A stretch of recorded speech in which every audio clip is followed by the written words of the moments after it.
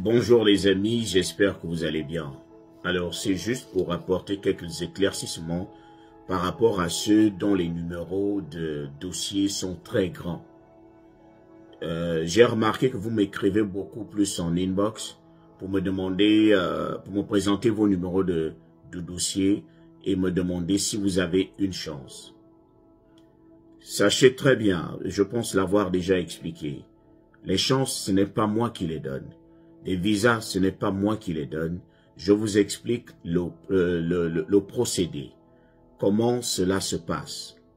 Je vous ai dit, une fois que les résultats sont publiés, que les gens ont commencé à remplir leur DS, les interviews commencent à partir du mois d'octobre.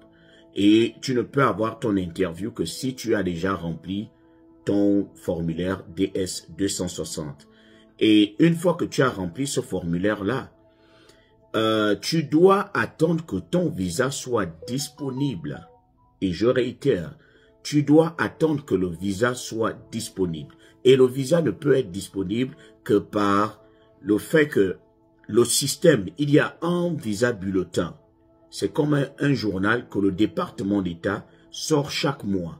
C'est un visa bulletin. Le visa bulletin apparaît, c'est-à-dire on le publie soit à la deuxième semaine de chaque mois, soit il apparaît à la troisième semaine. Et lorsqu'on le publie, c'est chaque mois que le visa est publié, le bulletin sort. Et lorsqu'il sort, il vient avec les visas. Il vient montrer les visas qui sont déjà disponibles. Alors, dans le cas de la dévéloterie, le visa bulletin, lorsqu'on le publie, on commence par les numéros les plus petits. Ceux dont les numéros de dossier sont plus petits. Donc, leurs visas vont commencer à être disponibles. Maintenant, si par exemple, toi, tu as un petit numéro de dossier et que tu n'as pas encore rempli ton formulaire DS 260, on ne peut pas t'appeler à l'interview parce que ton formulaire n'est pas disponible. Maintenant, il y a aussi ceux-là qui viennent me demander s'ils ont une chance d'être appelés à l'interview. Ce n'est pas moi qui décide. Je dis, aux yeux de la loi, tout le monde a une chance. Dieu peut aussi agir. Il faut que vous compreniez que lorsqu'on vous appelle à l'interview, c'est que votre visa est déjà disponible. Mais si votre numéro de dossier est grand, vous allez d'abord attendre. Ceux dont les numéros sont petits vont d'abord passer. Mais il peut aussi arriver, je pense l'avoir expliqué, que il y a beaucoup de personnes qui n'ont peut-être pas eu la possibilité de continuer. Par exemple, il a un petit numéro, mais il n'a pas eu assez d'argent pour continuer le processus. Donc, il a abandonné. Il y a aussi ceux-là qui n'ont jamais rempli, qui n'ont pas réussi à faire des passeports, qui n'ont pas réussi à remplir leur formulaire. Donc, ils ne peuvent pas, on ne peut pas planifier leur interview. On va passer au suivant. Parce que leur formulaire n'est pas encore disponible. On ne peut pas étudier leur cas à cause du manque de formulaire. Donc, il y a aussi ceux-là qui, peut-être en attendant, pendant qu'ils attendent, ont eu certains problèmes, d'autres sont décédés. Donc, imaginez celui qui a abandonné, ceux qui sont décédés, ceux qui n'ont pas eu de possibilité de pouvoir continuer. L'essentiel, c'est d'atteindre 55 000 visas. Une fois que les 55 000 visas sont atteints, on ferme la session. Mais tant que les 55 000 visas ne sont pas encore atteints, on va continuer à programmer les interviews. On va continuer à programmer les interviews. Il peut arriver, il y a déjà des personnes, il y a eu plusieurs personnes qui avaient des grands numéros, mais qui ont été appelés à l'interview parce que leur session était un peu ouverte.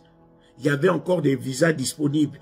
Tant qu'il y a encore des visas disponibles, ils vont continuer à programmer les interviews. Donc, je ne peux pas vous dire de ne pas tenter votre chance. Je ne peux pas vous dire cela ne sert à rien parce que je ne sais pas.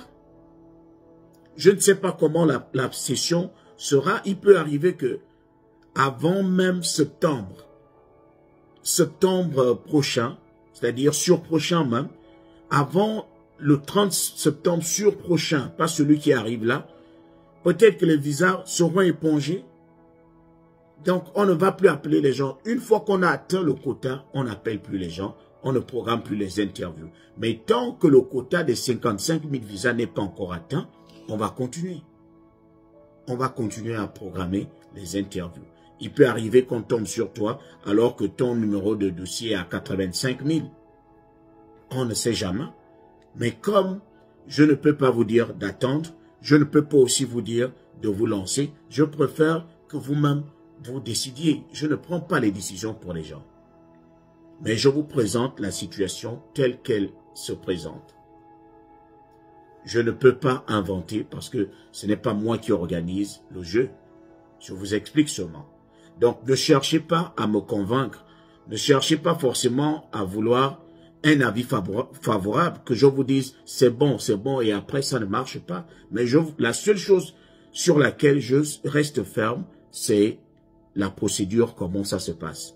Ce sera à vous d'analyser et de dire, bon, je suis sûr que je n'aurai certainement pas de chance, ou bien je suis optimiste, je garde la foi, peut-être qu'on va m'appeler, je garde la foi. C'est à vous de décider. Ce n'est pas moi.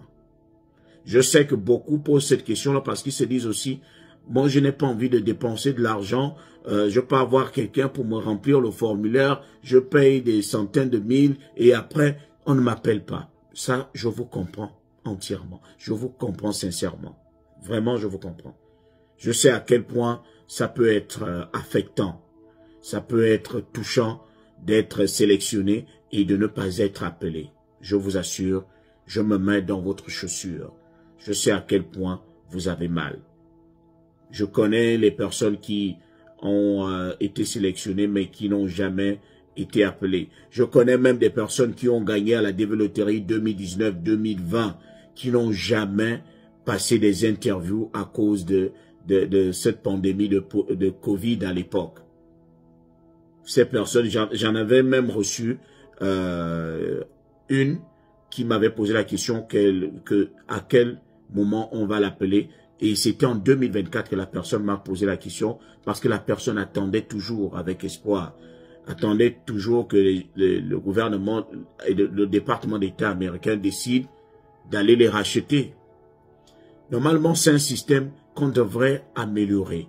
On ne peut pas sélectionner quelqu'un, le pousser à remplir les formulaires et après ne pas l'appeler. On doit au moins, moi je préfère même qu'on organise ça d'une certaine manière, c'est-à-dire si tu n'as pas été appelé, la session d'avant, lorsque la nouvelle session arrive, qu'on commence par vous.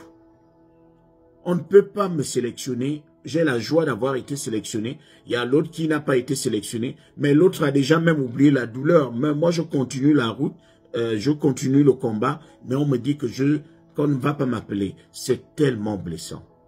Ça, je vous comprends. Donc, étant donné que je ne peux pas prendre la décision à votre place, je laisse cela à votre appréciation. Mais je dois vous dire la vérité.